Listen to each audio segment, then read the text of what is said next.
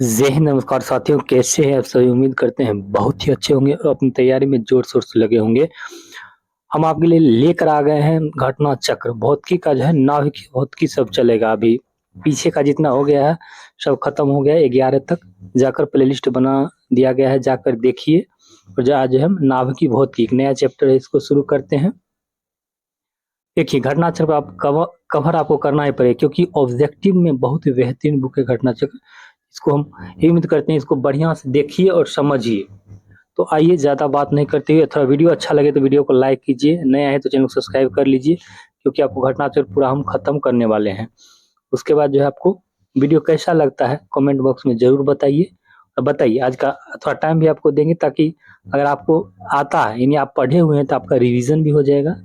तो बताइए, इसका आंसर आप लोग दीजिए, क्या हो जाएगा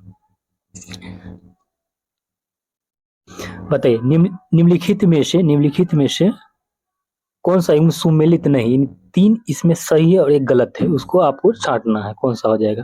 तो मेसोन की खोज हिकेबी युकावा ने किया, हिडेकी युकावा ने किया, बिल्कुल सही है। पोजिट्रॉन की खोज एंडरसन एवं यूएफ हेंस के द्वारा की, ये भी सही है।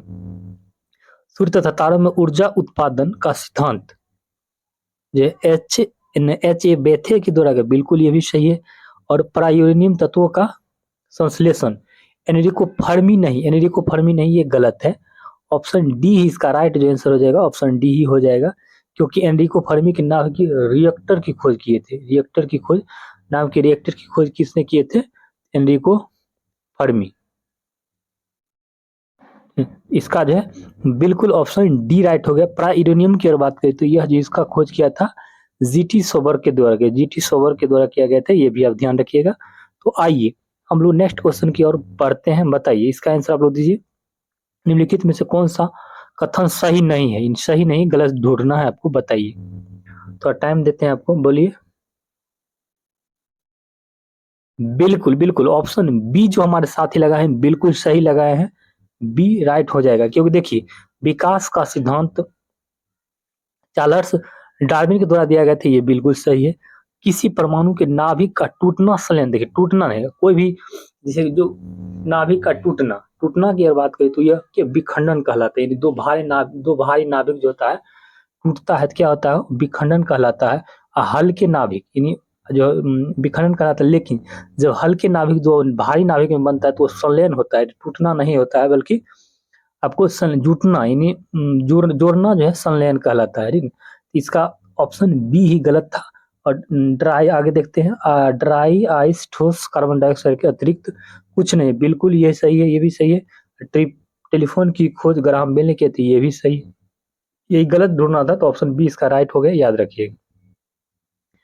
इस क्वेश्चन का आप लोग जवाब दीजिए, क्या हो जाएगा। निम्नलिखित कथनों पर विचार कीजिए।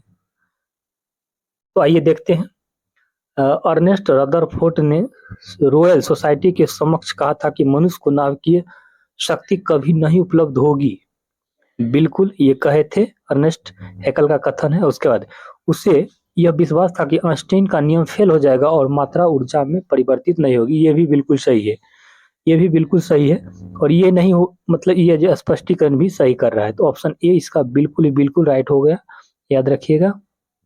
तो बताइए, इसका आंसर आप लोग दीजिए, क्या हो जाएगा। निम्नलिखित कणों में से कौन एक जिसका आविष्कार करने का दावा किया जा रहा है अल्बर्ट आइंस्टीन के सापेक्षवाद सिद्धांत को गलत साबित करने के जोखिम में डाल सकता है? बताइए, इसका सही आंसर क्या हो जाएगा।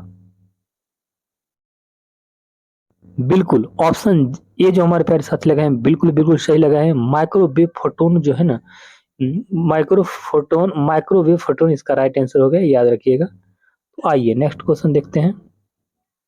वीडियो को लाइक कर दीजिएगा।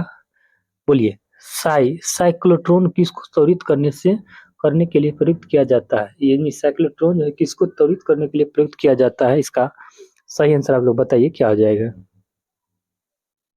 बिल्कुल ऑप्शन बी इसका बिल्कुल राइट हो गया, याद रखिएगा। तो आइए नेक्स्ट क्वेश्चन देखते हैं। बताइए, इसका आंसर आप लोग दीजिए। पेयजल में गामा उत्सर्जक समस्थानिक है या नहीं, इसकी पुष्टि निम्नलिखित में से किससे की जा सकती है? बताइए, इसका सही आंसर क्या हो जाएगा। बिल्कुल ऑप्शन सी जो हमारे प्यारे साथी लगाए हैं बिल्कुल सही लगाए हैं, क्योंकि प्रस्फुरन गणक के द्वारा इसकी गणना की जाती है। बिल्कुल सी राइट आंसर हो गया। तो आइए नेक्स्ट क्वेश्चन देखते हैं, बताइए इसका आंसर आप लोग। सूर्य पर ऊर्जा का निर्माण होता है, सूर्य पर ऊर्जा का निर्माण होता है, मतलब हम सभी जानते हैं, जिस सूर्य का जो ऊर्जा का निर्माण होता है किसके द्वारा होता है, तो नाभिकीय संलयन, नाभिकीय संलयन बिल्कुल बिल्कुल सही आंसर हो जाएगा। नाभिकीय संलयन ऑप्शन बी इसका राइट हो गया। तो आइए नेक्स्ट क्वेश्चन देखते हैं, बताइए इसका आंसर आप लोग। तारे अपनी ऊर्जा प्राप्त करते हैं, तारे अपनी ऊर्जा प्राप्त करते हैं, कौन सा कूट के अनुसार देना है, कौन सा सही है? बिल्कुल इसका जो राइट आंसर ऑप्शन ए हो जाएगा, यानी नाभिकीय संलयन भी सही है और आपको गुरुत्वीय संकुचन भी होता है, इन दोनों सही है, यानी ए और दो, इसका एक और दो हो जाएगा, यानी ऑप्शन ए बिल्कुल राइट हो गया, याद रखिएगा। तो आइए इसका आंसर आप लोग बताइए। तारे अपनी ऊर्जा निम्न में से किस प्रकार प्राप्त करते हैं, बताइए क्या हो जाएगा इसका सही आंसर।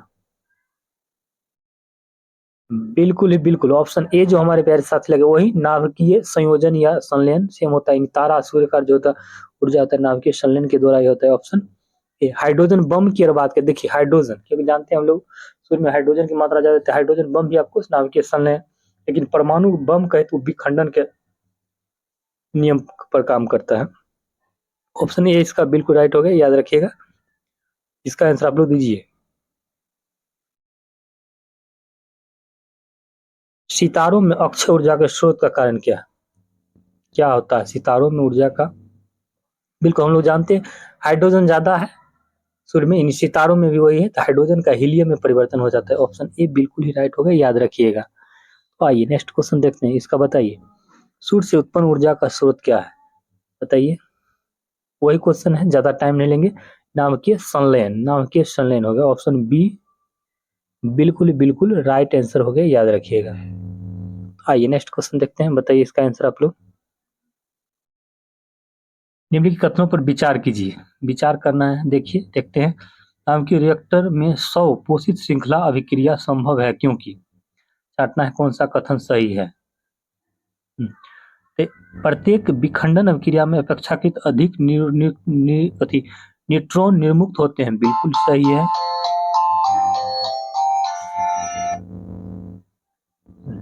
बिल्कुल सही है। उसके बाद जो है आपको न्यूट्रॉन विखंडन प्रक्रिया में तुरंत हिस्सा लेते नहीं, ये गलत है। और उसके बाद है ध्रुत न्यूट्रॉन ग्रेफाइट द्वारा धीमे होते हैं, बिल्कुल ये मतलब मंदक के तौर पर काम किया जाता है, ग्रेफाइट का विमंदक के रूप में प्रयोग करते हैं ग्रेफाइट का, बिल्कुल सही है। विखंडन प्रक्रिया में नियुक्त हर इलेक्ट्रॉन आगे और विखंडन की शुरुआत करता है, नहीं ये गलत है।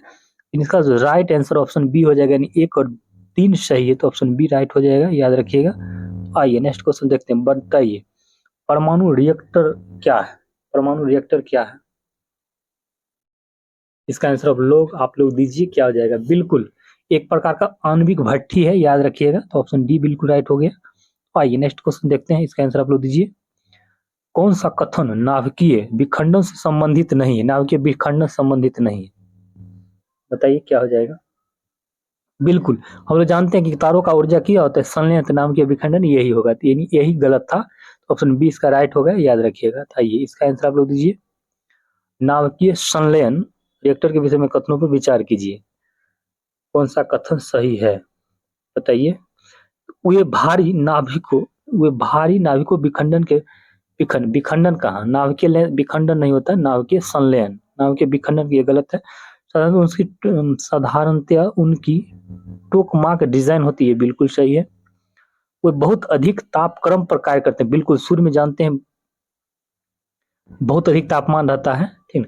तो ऑप्शन सी इसका राइट हो गया, यानी 2 और 3 सही है, तो बिल्कुल सी राइट हो गया। तो आइए नेक्स्ट क्वेश्चन देखते हैं, बताइए इसका आंसर आप लोग।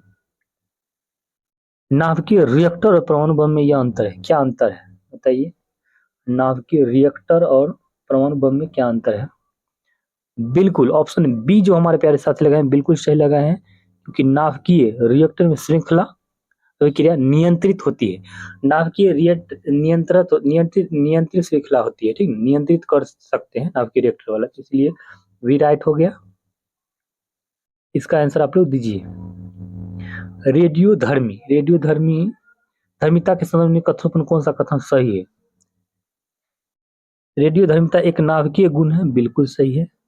नाभिकीय विखंडन के सिद्धांत पर हाइड्रोजन बम नहीं, नाभिकीय संलयन। केवल ऑप्शन ए सही है, यानी केवल एक सही है, तो ऑप्शन ए राइट हो गया। आइए नेक्स्ट क्वेश्चन देखते हैं, बताइए इसका आंसर आप लोग दीजिए। भारत के संदर्भ निम्नलिखित कथनों पर विचार कीजिए, कौन सा कथन सही हो जाएगा। मोनाजाइट दुर्लभ मृदाओं का स्रोत है, बिल्कुल सही है। उसके बाद है मोनाजाइट में थोरियम होता है, ये भी सही है। उसके बाद जो है भारत की समस्त तटवर्ती वालुकाओं में मोनाजाइट थोरियम प्राकृतिक रूप में होता है, नहीं, सभी में नहीं होता है, तो ये गलत हो गया। उसके बाद है भारत में केवल सरकारी निकाय ही मोनाजाइट संसाधित या निर्यात कर सकते हैं, ये सही है। इन 1, 2, 4 सही है, तो ऑप्शन बी इसका बिल्कुल राइट हो गया, याद रखिएगा। तो आइए देखिए 2022 लेटेस्ट आईएएस में पूछा गया है, बताइए भारत में प्रचुर मात्रा में उपलब्ध जो होता है महत्वपूर्ण नाभिकीय ईंधन कौन सा है, बताइए इसका आंसर क्या हो जाएगा। इस क्वेश्चन का जवाब आप लोग को कमेंट बॉक्स में देना है, इसका राइट आंसर क्या हो जाएगा। आइए हम लोग नेक्स्ट क्वेश्चन की ओर बढ़ते हैं। नेक्स्ट क्वेश्चन का इसका जवाब दीजिए आप लोग, बताइए इसका आंसर आप लोग इसका आंसर आप लोग दीजिए। एक रेडियोधर्मी तत्व जिसके भारतवर्ष में बड़े भंडार पाए गए हैं, एक रेडियो तत्व जिसके भारत भंडार पाए गए, बिल्कुल सेम क्वेश्चन है, तो दोनों का जो है 19 और 20 हम लोग चाहते हैं, कमेंट बॉक्स में इसका आंसर आप लोग दीजिए। तो आज के लिए इतना ही क्वेश्चन। वीडियो कैसा लगता है कमेंट बॉक्स में जरूर बताएं, अगर नया है तो चैनल को सब्सक्राइब कर लीजिए, क्योंकि देखिए ऑब्जेक्टिव पे आप कमान बनाएगा उसके बाद ही आपका कॉन्सेप्ट क्लियर होता है, इसीलिए आप कॉन्सेप्ट क्लियर के तौर पर आपको घटना चक्र को पढ़िए, समझे। अगर जितना बार मन हो सके तो घटना चक्र भी ज्यादा ऑब्जेक्टिव तौर में हम बार बार बोलते हैं घटना चक्र पढ़िए, बहुत ही बेस्ट बुक है, क्योंकि हम भी पढ़े हुए हैं, हम भी एग्जाम इसी को पढ़ते हैं बार बार, और इसी से हम लोग एग्जाम निकाले हैं। तो वीडियो कैसा लगता है कमेंट बॉक्स में जरूर बताएं। आज के लिए इतना ही, मिलते हैं हम लोग नेक्स्ट वीडियो में। जय हिंद, वंदे मातरम।